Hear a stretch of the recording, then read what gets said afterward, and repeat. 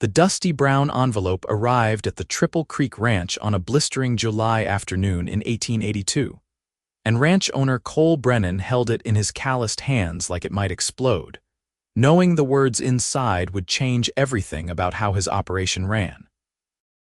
Cole was 28 years old, broad-shouldered and sun-weathered, with dark hair that needed cutting and green eyes that had seen too many hard seasons. He stood on the porch of the main house, reading the letter from his business partner in Denver 3 times before the reality sank in. The railroad expansion was coming through Wyoming territory faster than anyone predicted, and if Cole wanted to keep his contracts for shipping cattle, his ranch hands needed to be able to read manifests, sign their own names, and handle basic correspondence. No more making marks on paper. No more relying solely on Cole to handle every piece of paperwork that crossed the ranch. The problem was simple and enormous all at once. Of his 12 full-time ranch hands, only 2 could read beyond a first-grade level. The rest were good men, hard workers who knew cattle and horses and the land, but letters and numbers might as well have been ancient hieroglyphics. Cole had been raised by a schoolteacher mother who died when he was 15, and he understood the value of education, but convincing a crew of tough cowboys that they needed schooling was going to be harder than breaking a wild Mustang. He folded the letter and tucked it into his vest pocket, squinting out across the rolling grassland that stretched toward the Medicine Bow Mountains. The afternoon sun beat down mercilessly, and heat shimmered up from the earth in visible waves. His foreman, Dutch Mackenzie, was riding in from the south pasture, and Cole knew he would need to discuss this situation soon. Very soon. That evening, after supper in the bunkhouse, Cole gathered his men. They sat on benches and bunks, still dusty from the day's work, smelling of sweat and leather and horses. Their faces showed curiosity mixed with wariness. Ranch meetings usually meant bad news or extra work. "Railroads expanding faster than expected," Cole began, standing near the wood stove even though no fire burned in the summer heat. "Our contracts are going to require paperwork. Real paperwork. Bills of lading, receipts, inventory records. Every man who handles cattle will need to read and write well enough to do his job properly." The silence that followed was thick and uncomfortable. Finally, Bud Hollister, a grizzled 40-year-old who had been cowboying since he was 12, spoke up. "Hell, Cole, most of us can't hardly write our own names. You planning to replace us all?" "No," Cole said firmly. "I am planning to hire a teacher, someone who can come out here and teach anyone willing to learn. Evening lessons, maybe an hour or 2 after supper. No man loses work time and no man loses pay. But come September, when those railroad contracts start, I need at least half of you able to handle basic reading and writing." More silence. Then Dutch, who was 35 and could read decently but not write much, nodded slowly. "Worth a try, I suppose. Were you planning to find a teacher willing to come out to a cattle ranch and deal with a bunch of rough cowboys?" "I sent a telegram to the school board in Laramie," Cole said. "Got a reply this afternoon. There is a woman, recently arrived from Boston, looking for teaching work. She is willing to take on unusual assignments. Her name is Miss Eleanor Hartley, and she will be arriving by stage next Tuesday." The men exchanged glances. A woman, a Boston woman, coming to teach them. Cole could practically see their minds working through the implications, the embarrassment, the bruising of pride. But he also saw resignation. They trusted him. He had never steered them wrong before. Tuesday came faster than Cole expected. He rode into the small town of Elkhorn, the nearest settlement to his ranch, and waited outside the general store where the stage always stopped. The sun was high and hot, and he bought a cool drink from the store while he waited, trying not to think too hard about what kind of woman would travel from Boston to the Wyoming wilderness to teach cowboys their letters. The stage rolled in at 2:30, wheels creaking and horses snorting. The driver climbed down and opened the door, and Cole watched as a woman emerged into the bright sunlight. Eleanor Hartley was not what he expected. She was young, probably around 24 or 25, with auburn hair pulled back in a practical bun and gray eyes that took in her surroundings with alert intelligence. She wore a simple traveling dress the color of slate, dusty from the journey but well-made. She was not tall, but she carried herself with straight-backed confidence. When her eyes met Cole's across the dusty street, he felt something shift in his chest, a recognition he could not name. He crossed to her, removing his hat. "Miss Hartley, I am Cole Brennan." She smiled, and it transformed her serious face into something luminous. "Mr. Brennan, thank you for meeting me. I admit I was uncertain what to expect out here." Her voice was cultured, Eastern, but warm. Cole found himself tongue-tied for a moment before recovering. "I have a wagon ready." "It is about an hour ride to the ranch. I hope the stage journey was not too difficult." "I have traveled worse," she said simply. "Though I confess I will be grateful for a bath and a bed that does not move." Cole collected her 2 trunks from the stage, surprised by how heavy they were. Books, he guessed. She would need them. He loaded them into the wagon while she waited in the shade, then helped her up onto the seat. As they rolled out of town, heading west toward the ranch, Cole found himself stealing glances at her profile. "The school board told me you came from Boston," he ventured. "What brings you all the way out to Wyoming territory?" Eleanor was quiet for a moment, watching the landscape roll past. "My father died last year. He was a professor at Harvard. After his death, I found myself without family and without prospects in Boston. The society there has very fixed ideas about what women should do and be. I wanted something different, something useful. When I saw the advertisement for teachers willing to work in the Western Territories, it seemed like an answer to a prayer I had not quite known how to pray." There was pain in her words, carefully controlled, and Cole respected her for not hiding it entirely but also not dwelling on it. "I am sorry about your father," he said. "Losing a parent is hard. I lost my mother when I was 15.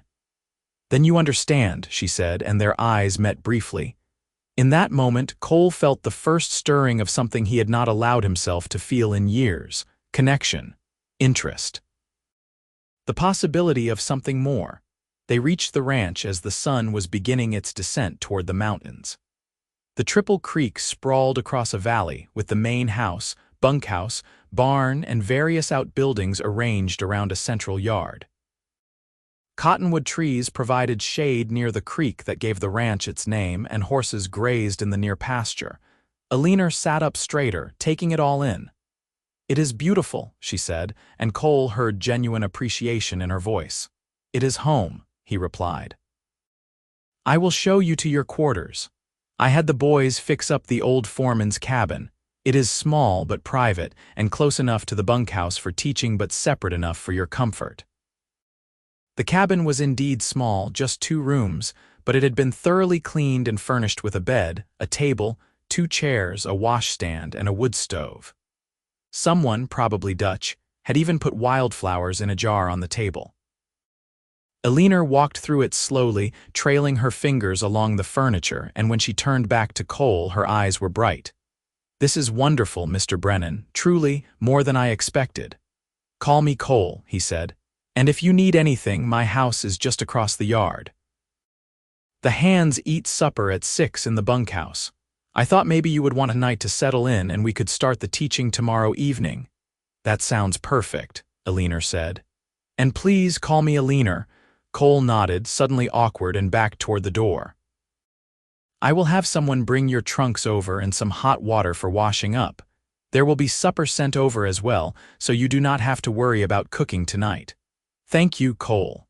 The way she said his name made his pulse quicken inexplicably. He escaped to the yard, feeling like a schoolboy himself, and nearly ran into Dutch, who was watching with undisguised curiosity.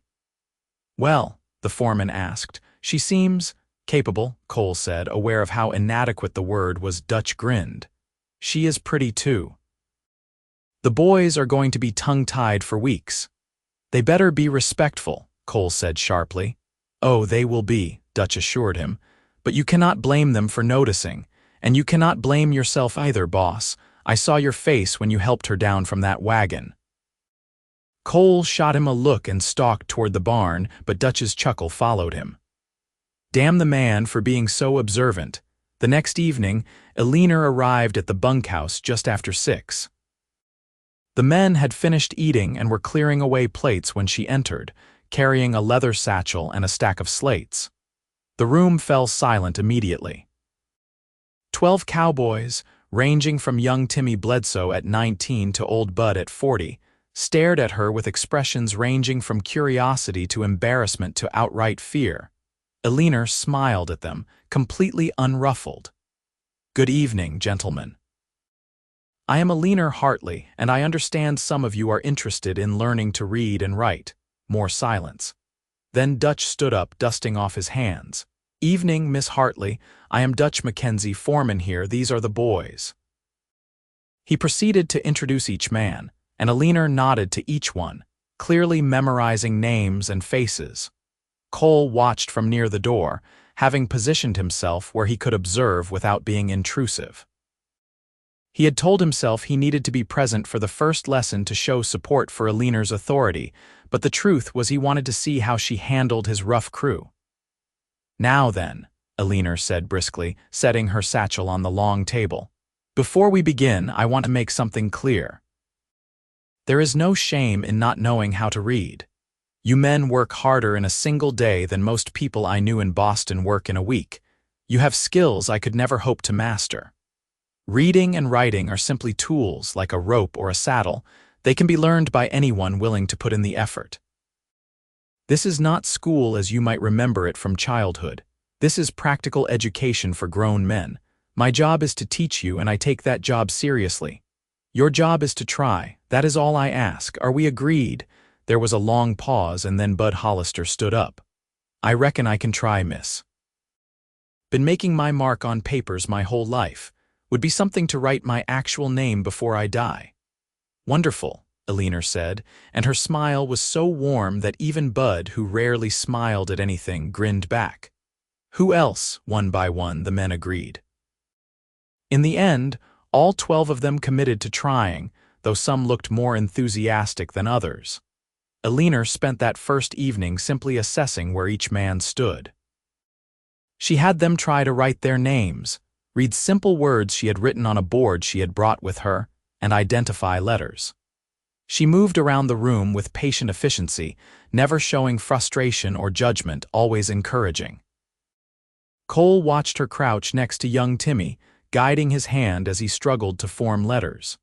He watched her laugh with Charlie Gomez, a Mexican vaquero, as they worked through pronunciation differences.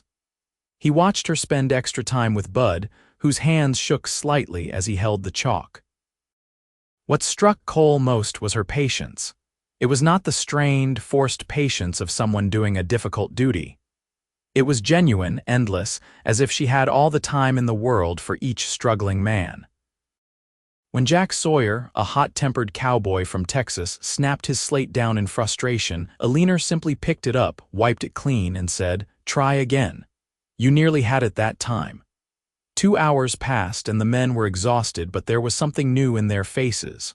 Hope, maybe, or pride. They were learning, actually learning, and Eleanor made them believe they could do it. After dismissing the class, Eleanor gathered her materials while the men filtered out, heading to bed or to smoke on the porch. Cole approached her slowly. "That was remarkable," he said honestly. "I have never seen that crew so focused." Eleanor looked up at him, and he saw tiredness around her eyes but also satisfaction. "They are good students. They want to learn. That makes all the difference." "Can I walk you back to your cabin?" Cole asked, then felt foolish. It was barely 50 yards away, but Eleanor just nodded. That would be nice. They stepped out into the cool night air. The Wyoming sky was brilliant with stars, a sight that still took Cole's breath away even after years of seeing it. Eleanor stopped in the yard, tilting her head back. "Oh," she breathed, "I have never seen so many stars. Too many city lights in Boston," Cole said. "Out here the darkness shows you everything." They stood in silence for a moment, both looking up. Then Eleanor said softly, "Thank you for this opportunity, Cole. I know it must have been difficult to convince your men to agree to this." "They trust me," Cole said, And now I think they are starting to trust you." He paused, then added, "I am glad you came, Eleanor." She looked at him in the starlight, and he could not read her expression. "So am I," she said finally. The days settled into a new rhythm. The ranch work continued as always, cattle to be moved, fences to be mended, horses to be trained. But every evening after supper, the bunkhouse transformed into a classroom. Eleanor was there without fail, patient and encouraging, pushing the men gently forward. Cole found reasons to be near the bunkhouse during lessons. He told himself he was being supportive, making sure the men took it seriously. But he knew the truth. He wanted to watch Eleanor teach. There was something mesmerizing about her in those moments. The way she moved through the room, the way her face lit up when a man successfully read a full sentence or wrote his name without help. She was absolutely alive when she was teaching, and Cole found himself drawn to that vitality like a moth to flame. He was not the only one who noticed. Dutch cornered him one evening in the barn, where Cole was supposedly checking on a mare with a sore hoof. "You have got it bad, boss," Dutch said without preamble. "I do not know what you are talking about," Cole muttered, running his hand down the mare's leg. "The hell you do not. You watch that woman like she is water, and you have been crossing the desert for 40 days. Every man on this ranch can see it except possibly her." Cole straightened, meeting his foreman's eyes. "She is here to do a job, Dutch. I will not complicate that." "Why not? She is not married, you are not married, you are both of age and unattached. Seems pretty simple to me."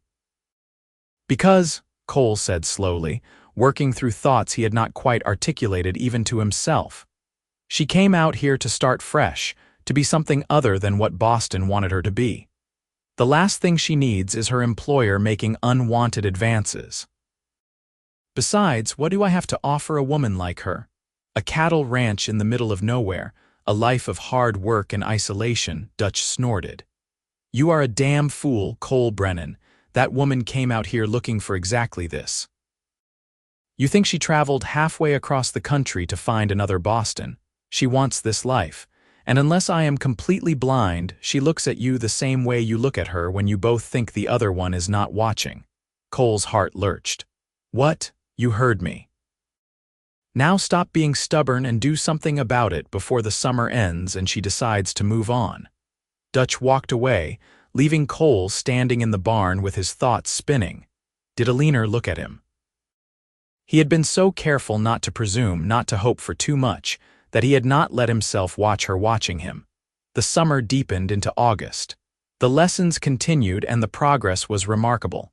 Timmy Bledsoe, who had the advantage of youth, was reading simple books now. Bud could write a full letter, shaky but legible. Charlie Gomez was working through an old Spanish Bible he had carried for years but never been able to read. Even Jack Sawyer, the most resistant at first, could now read manifests and sign his name with pride. Eleanor bloomed in the work. Her skin took on a light golden tone from the Wyoming sun, and she moved with more ease, more confidence. She wore simpler dresses now, practical calico that suited the ranch life. She learned to ride, borrowing one of Cole's gentler horses, and sometimes in the late afternoons, he saw her riding along the creek, clearly reveling in the freedom. One Saturday evening, after the week's lessons were done, Cole invited Eleanor to have supper at the main house. He had been planning it for days, arguing with himself about whether it was appropriate, but finally, Dutch's words had pushed him into action. Eleanor accepted with what seemed like genuine pleasure. Cole spent the entire Saturday afternoon cleaning his house, which was usually tidy but dusty from neglect, and preparing a meal that was far more elaborate than his usual bachelor fare. Roasted chicken, potatoes, vegetables from the garden he barely maintained, and an apple pie he had bought from a woman in Elkhorn who sold baked goods. When Eleanor arrived at 6, wearing a dress of deep blue that made her gray eyes look almost silver, Cole's mouth went dry. "You look beautiful," he said before he could stop himself. She blushed, actually blushed, and smiled. "Thank you. You look rather handsome yourself." He did not think his plain white shirt and clean trousers qualified as handsome, but her words warmed him nevertheless. He ushered her inside, suddenly nervous about what she would think of his home. But Eleanor moved through the rooms with interest, pausing to look at the few photographs on the walls, the books on the shelves, the simple furniture. "It suits you," she said, solid and unpretentious. They ate at the small dining table, and conversation flowed easily. They talked about the ranch, about the students' progress, about books they had both read. Eleanor told stories about growing up in Boston, and Cole shared memories of building the ranch from nothing. The evening light poured through the windows, golden and gentle, and Cole thought he had never been happier than in this simple moment. After supper, they moved to the porch with coffee. The sun was setting, painting the sky in shades of orange and pink and purple. Eleanor sighed contentedly. "I have never felt so peaceful as I do here," she said softly. "In Boston, I always felt like I was supposed to be something I was not. Here, I can just be myself." "Who is yourself?" Cole asked, emboldened by the intimacy of the moment. Eleanor thought for a long moment. "Someone who loves learning and teaching. Someone who would rather ride a horse than attend a tea party. Someone who believes people are more important than social position." She turned to look at him. "Someone who is grateful beyond words that you gave me this opportunity." "Eleanor," Cole said, his heart pounding, "I need to tell you something. These past months watching you teach, getting to know you, I have." He paused, trying to find the right words. "You have become important to me, more important than I probably should admit." Her eyes widened and he could not read her expression. Panic seized him. He had gone too far, ruined everything. But then she smiled, soft and wondering. "Cole Brennan, I have been hoping you might say something like that for weeks now. I was beginning to think you saw me only as an employee." "God, no," Cole said, relief flooding through him. "Eleanor, I have been half in love with you since the day you stepped off that stage and looked at Elkhorn like it was the most interesting place you had ever seen. Only half in love." She asked, and there was teasing in her voice but also vulnerability. Cole set down his coffee cup and took her hand, small and strong in his. "Entirely in love," he corrected. "Completely. If that is too fast, if you need time, I understand, but I cannot keep pretending I do not feel this way." Eleanor squeezed his hand. "I do not need time to know my own heart, Cole. I am in love with you too. I think I have been since you looked at me with such respect and kindness that first day, treating me like a person rather than a curiosity or a problem to be solved." Cole felt like he could barely breathe. "Are you certain? Because Eleanor, if we do this, I want everything. I want you here permanently. I want to marry you, build a life with you. I know that is fast, but I am too old and have worked too hard to waste time playing games, if that frightens you." "It does not frighten me," Eleanor interrupted. "It makes me happier than I thought possible." She leaned forward, and Cole met her halfway, kissing her as the sunset blazed behind them. The kiss was gentle at first, tentative, learning each other. Then it deepened, and Cole felt the months of restrained longing pour out from both of them. When they finally broke apart, both breathing hard, Eleanor laughed softly. "So this is what all the fuss is about." Cole raised an eyebrow. "You have not been kissed before." "Not like that," Eleanor admitted. "Boston men are quite tepid in their affections." "Good," Cole said, and kissed her again. They sat on the porch until full dark, talking and kissing and planning. They decided to marry in September, after the railroad contracts started and the men had their certificates of completion from Eleanor's teaching. It seemed appropriate somehow, marking the end of one chapter and the beginning of another. When Cole finally walked Eleanor back to her cabin, he was the happiest he had ever been. At her door, she turned and cupped his face with her hands. "Thank you for seeing me, Cole, really seeing me." "Always," he promised. The news of their engagement spread through the ranch like wildfire. The men were universally pleased, though they tormented Cole mercilessly with teasing. Dutch just smirked and said, "About damn time." Eleanor continued teaching through August, and the men threw themselves into their lessons with renewed energy, wanting to make their teacher proud before she became their boss's wife. The last lesson, on the final Friday of August, was bittersweet. Eleanor presented each man with a certificate she had made herself, beautiful calligraphy declaring them literate. More than one rough cowboy teared up receiving it. Bud Hollister stood up at the end, clearing his throat. "Miss Hartley, we want you to know that you gave us something more than reading and writing. You gave us back our pride. We were ashamed before, having to make marks or have someone else read for us. Now we can hold our heads up. That is a gift beyond measure. We are grateful. And we are happy for you and Cole. He is a good man and you are a fine woman. You deserve each other." The other men murmured agreement and Eleanor wiped tears from her eyes. "Thank you. Teaching you has been one of the greatest privileges of my life. You worked so hard, and I am so proud of every single one of you." Cole, watching from the back of the room, felt his heart swell with love for this woman who had changed everything. They married on the first Saturday of September in Elkhorn's small church.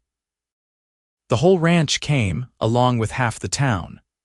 Eleanor wore a dress of ivory silk, simple but elegant, that she had ordered from a dressmaker in Laramie. Cole wore his best suit, feeling awkward and formal but happier than he had ever imagined possible.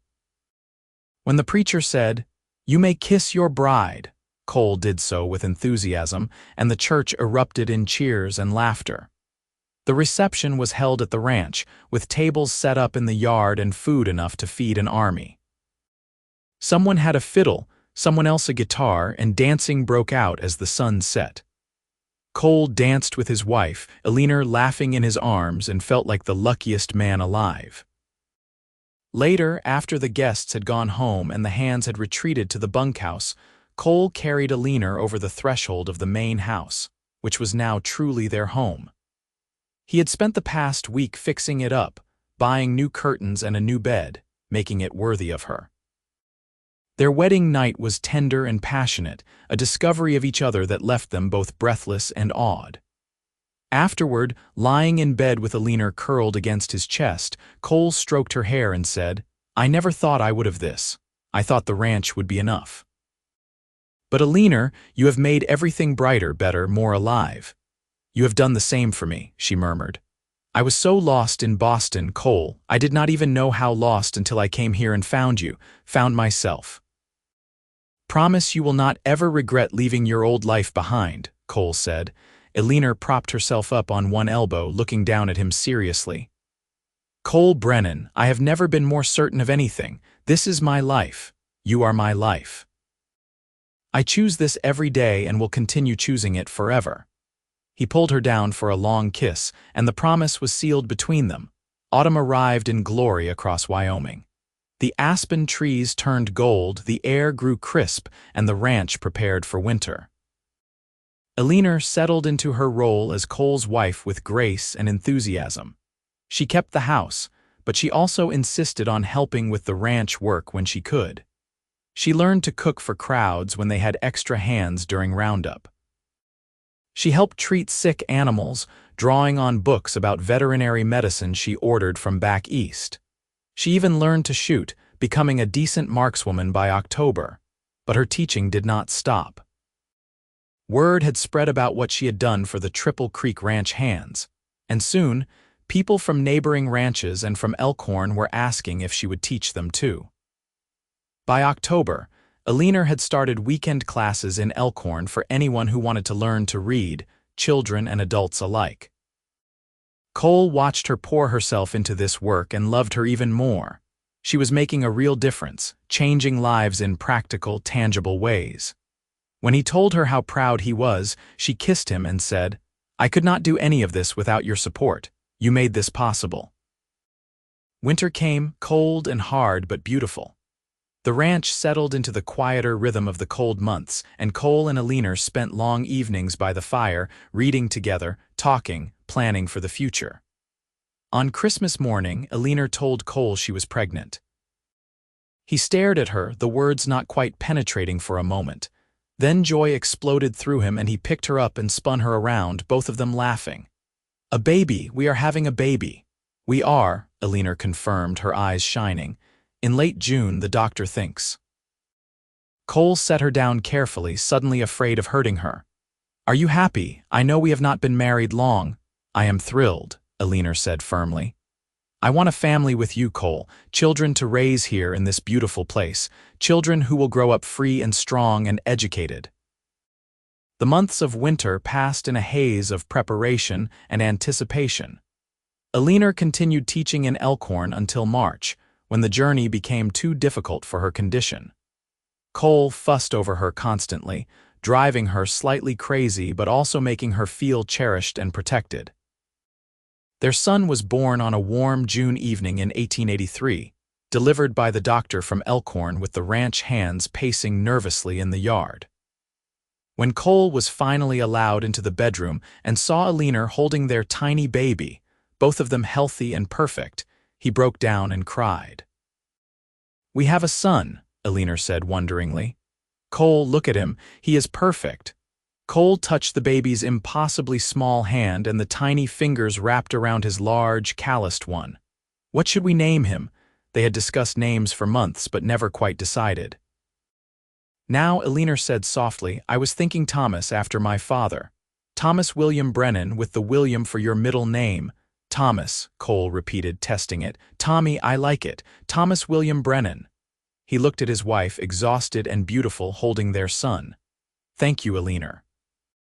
"For him, for this life, for everything." "Thank me," Eleanor laughed softly. "Cole, you have given me the world." The years rolled forward, marked by the changing seasons and the rhythms of ranch life. Thomas grew from a baby into a sturdy, curious toddler who followed his father everywhere and listened raptly to his mother's stories. In 1885, they had a daughter, Mary Eleanor, who had her mother's auburn hair and her father's green eyes. In 1888, another son arrived, James, who was quiet and thoughtful from the start. Eleanor continued her teaching, now holding classes in the ranch's new schoolhouse that Cole had built for her. Children from neighboring ranches came to study with her, and she expanded into teaching mathematics and science as well as reading and writing. Her school became known throughout the region, and parents traveled significant distances to enroll their children. The ranch prospered.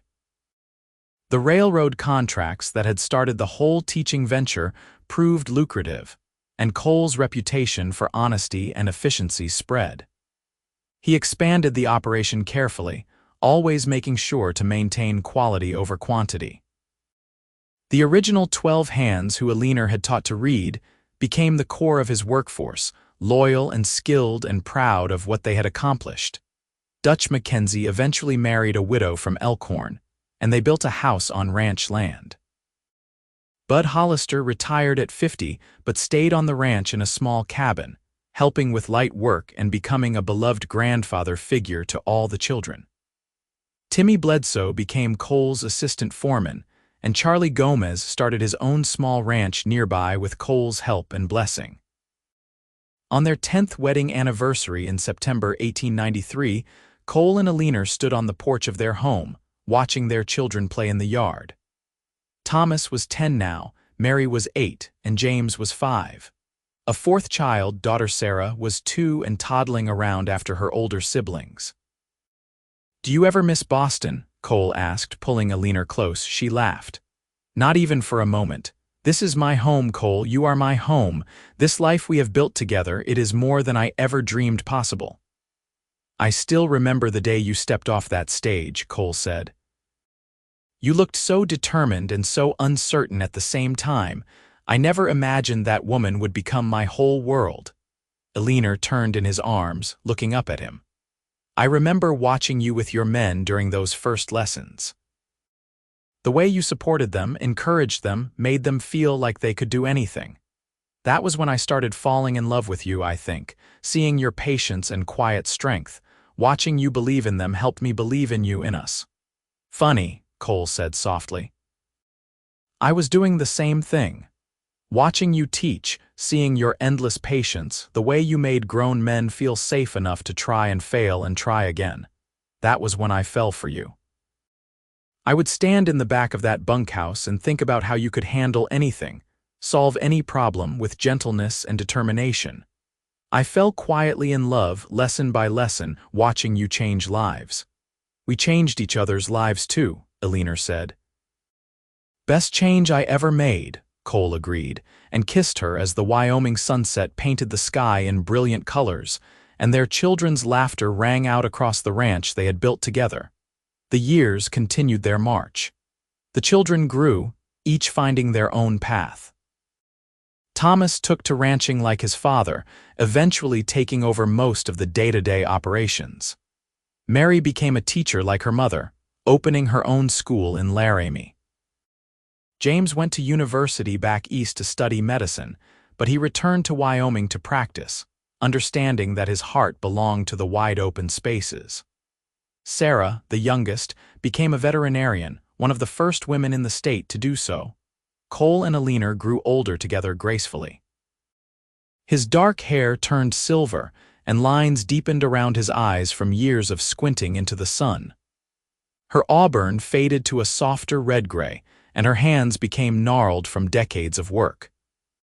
But they still walked together every evening along the creek, still talked for hours about everything and nothing, still looked at each other with the love that had started that summer of 1882. In 1912, when they had been married 23 years and Cole was 58 and Eleanor was 51, they became grandparents for the first time when Thomas and his wife had a daughter. More grandchildren followed over the years, and the ranch rang with young voices again. On their 30th anniversary in 1913, the entire extended family gathered at the ranch for a celebration. Children and grandchildren, old friends and neighbors, former students now grown with families of their own. A few of the original 12 ranch hands were still alive, and they came to honor the woman who had changed their lives. Bud Hollister, now 70 and frail but still sharp, stood up during the dinner and raised his glass. To Cole and Eleanor Brennan. 30 years ago, a Boston lady came to teach a bunch of rough cowboys how to read. She gave us literacy and dignity. And she gave Cole here the best partner a man could ask for. We have all been blessed by knowing them, by watching them build this life together. To Cole and Eleanor. Everyone echoed the toast, and Cole looked at his wife across the crowded table. She was smiling, eyes bright with happy tears, surrounded by the family and community they had created together. He reached for her hand, and she took it, their fingers interlacing automatically after 3 decades of practice. That night, after everyone had gone to bed or home, Cole and Eleanor walked down to the creek one last time. The moon was full, reflecting off the water, and the sound of it burbling over stones was peaceful and eternal. 30 years, Eleanor marveled. Where did they go, Cole? Into this, Cole said, gesturing at the ranch, the house, the life around them. Into everything we built. Every lesson you taught, every calf I delivered, every sunset we watched together. The years went into making this, and I would not change a single one of them. Eleanor leaned against him, and he wrapped his arms around her, both of them looking out at the land that had been the foundation of their love story. I came out here looking for purpose, Eleanor said softly. I found so much more. I found home, I found love, I found myself. All because you took a chance on a Boston woman who wanted to teach cowboys to read. Best decision I ever made, Cole said. Well, second best. The best was marrying you. They stood there for a long time, 2 people who had built a life from patience and love, from hard work and unwavering faith in each other. The Wyoming night wrapped around them, vast and starry and eternal, holding them gently in the place where they belonged. Years more passed, sweet and full. Cole and Eleanor moved into their 60s and then 70s, slowing down but never stopping. They handed over the ranch operations to Thomas, but remained active advisors and beloved presences. Eleanor taught occasional classes until she was 75, finally retiring when her eyesight made reading difficult. In 1930, when Cole was 76 and Eleanor was 69, they celebrated their 47th anniversary quietly, just the 2 of them. They sat on the same porch where Cole had first told Eleanor he loved her, holding hands and watching the sun set over the mountains. 47 years, Cole said. Do you remember when I asked if you would regret leaving Boston? I remember everything, Eleanor said. And I have never had a single regret, Cole, not one. This life, this love, it has been everything I ever wanted and more than I knew to hope for. Cole raised her hand to his lips and kissed it gently. I love you, Eleanor Brennan. I loved you when you were a young woman stepping off a stage into the dust of Wyoming. I loved you when you taught my men to read with such patience and grace. I loved you as my wife, as the mother of my children, as my partner in everything. And I love you now, as we watch our grandchildren and great-grandchildren grow up on this land we built together. Eleanor smiled, that same luminous smile that had stopped his heart 48 years ago. And I love you, Cole Brennan. I fell in love watching you watch me teach, seeing your quiet pride in your men and your silent support of me. You loved me into being the person I was meant to be. What greater gift could anyone give? They sat in the gathering darkness, hands clasped, hearts intertwined, two lives that had become one life, one story of love that had started with patience and literacy and had bloomed into something beautiful and enduring.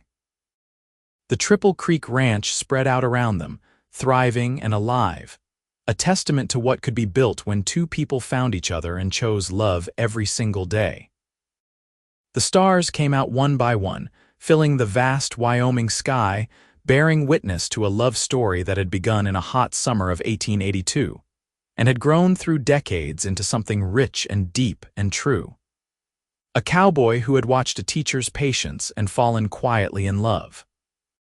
A teacher who had seen a cowboy's strength and given her heart in return. And from that beginning, a whole world had been born, full of children and grandchildren, learning and laughter, hard work and unwavering devotion. In the end, that is what love is, they both understood. Not the dramatic gestures or passionate declarations alone, though those had their place. Love was the daily choice, the patient persistence, the quiet support. Love was teaching cowboys to read and watching with pride as they succeeded. Love was building a life together one day at a time, one decision at a time, one act of kindness and commitment at a time. Cole and Eleanor Brennan had built their love that way, patiently and persistently, and it had sustained them through everything life brought. As they sat together in the twilight of their lives, still hand in hand after 47 years of marriage, they knew they had found what everyone searches for and few truly discover. A love worth living for, a partner worth building with, and a life worth every moment. The creek burbled on in the darkness, eternal and peaceful, and the ranch settled into sleep around them. Inside, their family slept safe and sound. The land stretched out in all directions, nurtured by generations of Brennans who had learned that education and hard work and love were the foundations of everything worthwhile. And on the porch, two people who had found each other against all odds sat together in perfect contentment, their love story complete and beautiful and exactly as it was meant to be. They had taught each other, saved each other, loved each other through decades of joy and challenge. They had built something that would last long after they were gone, a legacy of learning and love that would echo through generations. That was their story. A teacher and a cowboy, patience and love. Words on a page becoming words in the heart, transforming lives and creating a future neither could have imagined alone but together had made gloriously real. As the moon rose over the Medicine Bow Mountains and the night wind whispered through the cottonwoods by the creek, Cole pulled Eleanor closer, and she rested her head on his shoulder, and they sat together in the peace of a love well lived and a life well shared, complete and content and home.